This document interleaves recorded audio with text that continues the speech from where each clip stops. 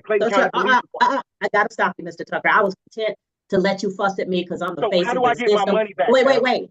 But I gotta stop you because all of those things you listed have nothing to do with what I do or what the court So how do does. I get my That's money the back? police. Then you need to address that with them.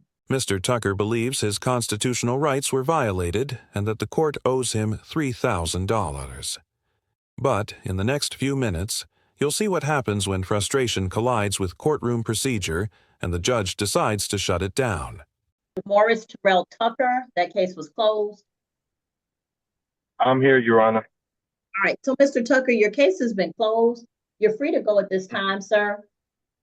I do have a question, if you don't mind. No problem. Go ahead. All right, so ma'am, good morning, first of all, to you and the people of the court. But I do have a question.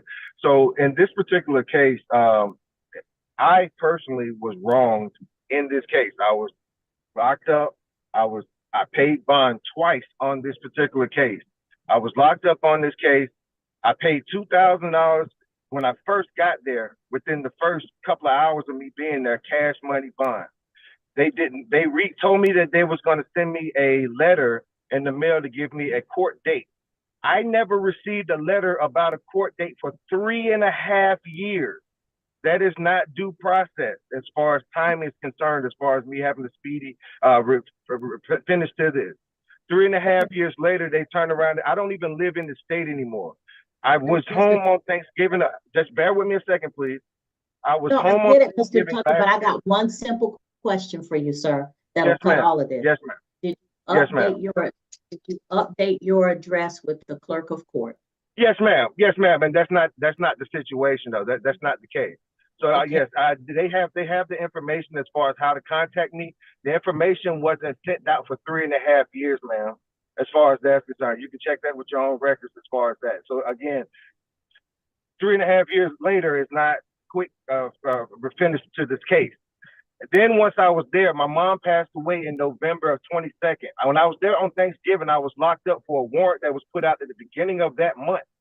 That same day, I bonded out again with another $1,000. So I'm $3,000 into the hole on the case that when we asked for discovery, asked for body worn cam, asked for all of that stuff, they dismissed the case. So now I'm out of $3,000, potential job opportunity as far as that, because I do travel with my job as far as that's concerned. And then on top of that, you guys are just basically saying that I can't get my money back. Is that what you guys are saying? Like, I literally locked up on some frivolous charges that you guys said that I didn't have my driver's license on person, which is the reason for the actual locking up. But at the same time, in your paperwork, when we go in there when they bring you into the jail to see what your personal belongings are, it says driver's license on there, meaning I had driver's license on person. The officer that locked me up, they lied, stating that they were doing a safety check. Unbeknownst to you all, I went through the police training as far as that. So I understand what the laws are when it comes down to safety checkpoints and or roadblocks. 3 officers there, the state minimum is 4. You also need to have signage out there, including cones and signage stating that there is a stop up ahead. There cannot be a stop that's sitting in front of a neighborhood, blocking off a neighborhood for free travel. These are all the things that were violated by Clayton County Court. The judge stops him mid-argument and makes it clear that everything he listed has nothing to do with her role. That's the shift. He's arguing legality and constitutionality. She's narrowing it to jurisdiction and procedure. From this point on, he's emotionally invested. She's structurally in control. I gotta stop you, Mr. Tucker. I was content to let you fuss at me because I'm the face of the system. How do I get my money back? Wait. But I gotta stop you because all of those things you listed have nothing to do with what I do or what the court does. So how do I get my money back? Then you need to address that with them. That has nothing to do with me. So what do you do for this? You said bond forfeiture, meaning that I'm forfeiting my bond that I paid. I paid $3,000 for you guys to dismiss the case. So how do I get my money? Sir, you could have just asked me. I said your case was closed. I didn't say your bond was forfeited. You're on a bond forfeiture calendar to determine if your case should be one for bond forfeiture. If you're eligible to get your bond back, then you need to discuss that with the sheriff's department. They handle bonds. We set the bonds, but they handle. Sir, Stop What fussing would, at me. let me ask you, what would have, Stop what fussing. would give us the, I'm sorry, what would, in this particular court right now, what we're talking about, right? How does that assist me with getting my money back that I'm out of $3,000 for? You have yet to let me finish talking because you just keep yelling. So let me know when My you finish. apologies, you have the floor. My Okay. apologies, you have the floor, I ma'am. am looking at it. So your first bond was a personal bond that you paid. The second bond was through a bonding company. Am I correct? And I paid that too. Okay, I don't know what bonding companies do. I've never had to go through one. I've never had to get a bond for anybody I know or myself. So I'm just telling you Yes, what I ma'am. see. If you have Good. a cash bond and your case has been closed, then it is likely that you can get your bond refund from the jail. You have to talk to them. Now, the fact that there was a second bond, which means that at some point a bench warrant was issued because notice went out and you didn't Three and a receive half that years notice. later. Let me tell you, sir, a lot of these cases are still COVID cases. So yeah, we understand that people have moved and things had changed, but every person who is in the system has a responsibility to update the court with their names and addresses if there's changes. Listen to me, Mr. Tucker, before you start yelling at me.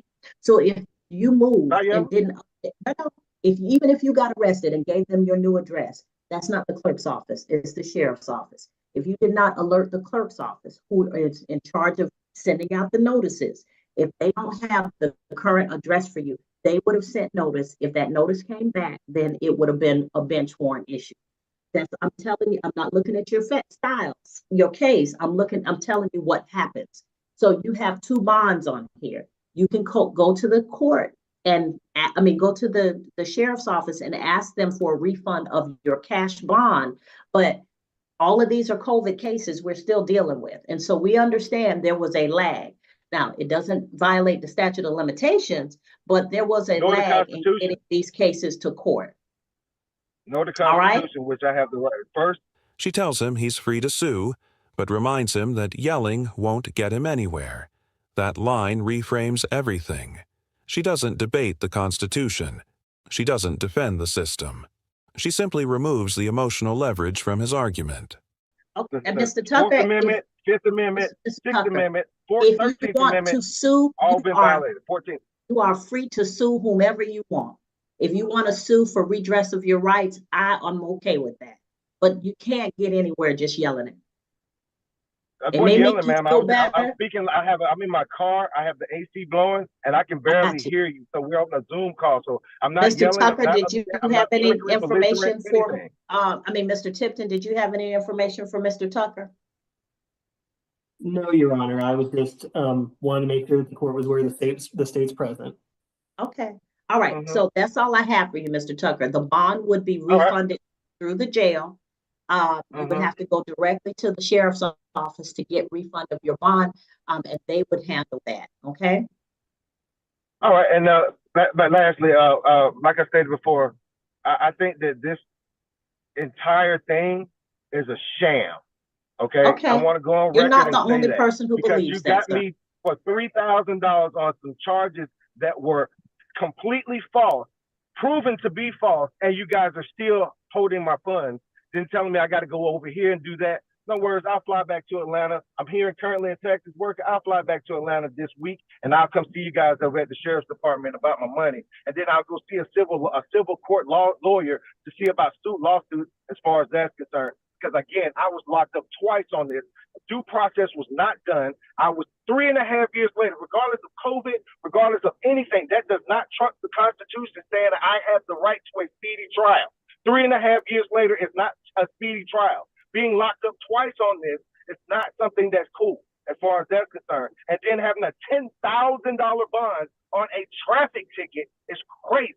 But no worries, you guys will have some official letter and paperwork from me soon. Thank you, Judge Haywood, for your time, people of the court. And again, this is constitutionally unsound, and you know it. Mr. Tucker, hey, just FYI, sir, Tipton, you might be... Mr. Tipton, Judge Haywood has already addressed it. Thank you. Mr. Tucker, I think just needed somebody to fuss at. Now, I get it. All right. No worries. No worries. You're free to go at this time, sir. All right, next. Okay, thank you. You're welcome. By the end, the judge never raises her voice, but she never loses control either. Even when he threatens lawsuits and calls the system unconstitutional, she stays procedural. That's the lesson here. Courtrooms run on process, not passion. If you've seen moments like this before, comment below and subscribe for more real courtroom breakdowns.